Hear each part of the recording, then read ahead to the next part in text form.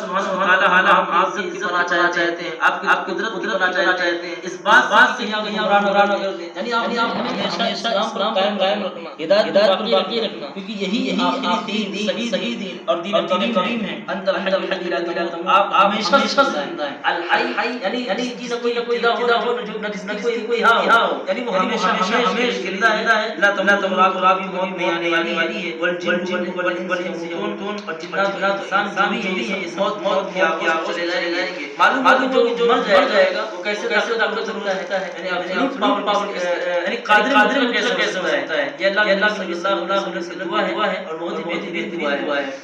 اس کے لفظ میں ایمان کی تگی ہے، ایمان کی تازگی ہے، اور اللہ کے نبی صلی اللہ علیہ وسلم کے ذریعے، کلمات کے ذریعے ہمیں معلوم ہوتا ہے کہ اللہ سبحانہ تعالیٰ کی ذات ہے، اللہ سبحانہ تعالیٰ کی طاقت کیسی طاقت ہے۔ اسی لیے اللہ سبحانہ تعالیٰ سے کہتے ہیں کہ اللہ سبحانہ تعالیٰ ہمیں ایمان پر اسلام